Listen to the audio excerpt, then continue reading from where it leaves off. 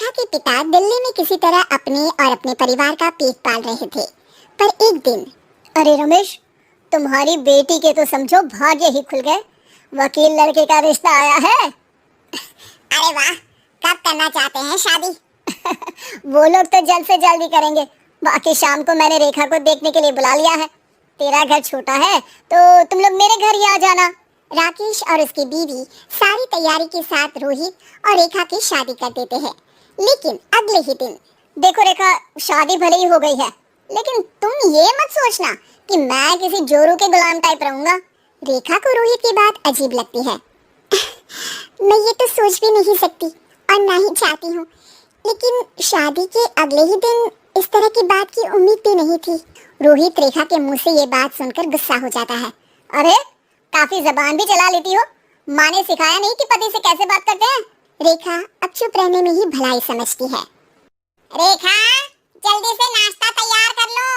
आज पहला दिन है, सारे काम तुम्हें समझा दूंगी।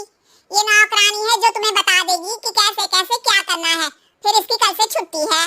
रेखा भी ससुराल में जी जान लगाकर काम करने लगती है। खाली समय मिलता तो पति के वकालत की किताब उठाकर पढ़ने लगती। ये क्या क्या देखो तब पढ़ती रहती है। अच्छा सुन, कल पिता के घर से 20,000 रुपए लेकर आना। मेरे छोटे बेटे की फीस भरनी है। लेकिन पापा क्यों भरेंगे उसकी फीस? अरे वाह जी वाह, पापा क्यों भरेंगे?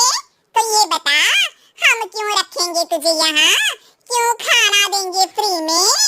अरे क्योंकि मैं बहू हूँ इस घर की। तभी वहाँ रोहित आ जाता है।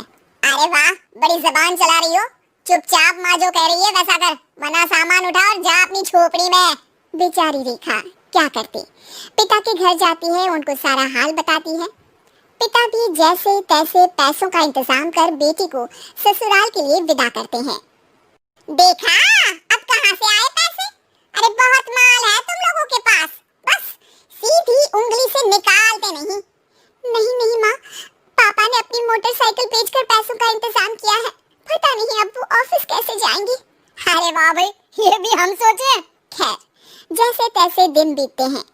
रेखा जहाँ एक प्यारे से बेटे की माँ बनती है, तो वहीं उसका वकालत की किताब में ज्ञान और गहराता जाता है। हे भगवान, बुरे फंसे। ये केस तो लगता है कि मैं हार ही जाऊंगा। देखिए, मैंने आपकी इस केस की फाइल पढ़ी थी। इस केस को जीतना बहुत ही आसान है। वाह भाई वाह, यहाँ वकालत की डिग्री लेकर भी मैं समझ नहीं पा रहा हूँ, और तुमने रोटी बनाते ही केस समझ लिया। अरे जाओ जाओ, जाकर मुन्ने को संभालो। केस मैं संभालूंगा। ए लड़की सुन, जाकर अपने बाप के यहाँ से 3 लाख लेकर आ। पूरा घर फिर से बनाना है। छोटी की शादी करूंगी तो छोटी बहू को कहाँ रखूंगी? पूरा घर तो तूने घेर रखा है। ऐसा मत बोलिए माँ जी, पापा इतना पैसा कहाँ से लाएंगे? अब तो वो रिटायर भी हो गए हैं। हाँ, तभी तो बोल रही हूँ, रिटायरमेंट के पैसे तो मिले होंगे ना। लेकिन वो अगर आपको दे देंगे तो बुढ़ापा कैसे काटेंगे? रोहित रेखा की बात सुनकर गुस्सा हो जाता है। ए सुन, चल अपना सामान उठा, अपना बच्चा उठा और निकल यहाँ से।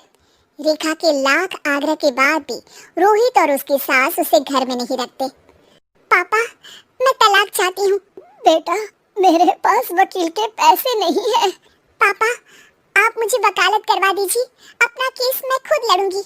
इस बार रेखा के पिता भी उसे ससुराल ना भेजकर रिटायरमेंट के पैसों से वकालत करवाते हैं। और फिर एक दिन कोर्ट के बाहर, रोहित, आज तुम अपना ही केस हार गए, वो भी उस लड़की से जिसकी तुमने कभी कदर ही नहीं की। रेखा, मुझे माफ कर दो। मैं इतनी बड़ी अमाउंट कहाँ से लाऊंगा? मैं हर महीने पैसे नहीं दे सकता तुमको। पैसे वहीं से लाना जहाँ से तुम मेरे पापा को लाने के लिए मजबूर करते थे। एक पिता अपनी बेटी की शादी उसकी खुशहाली के लिए करता है, ना कि सारी जिंदगी कर्जदार बनने के लिए। अरे, मेरे ही बेटे की किताब पढ़ पढ़ कर ज्ञान बांट रही हो। वकालत की किताब तो ससुराल में ही पढ़ी थी ना। बिल्कुल, यहाँ मेरी गलती रही। जिस पैसे से मैंने इसकी शादी की थी, मुझे वो पैसे पहले इसकी पढ़ाई में लगाना चाहिए था। और आज रेखा एक जानी मानी वकील के रूप में काम कर रही है।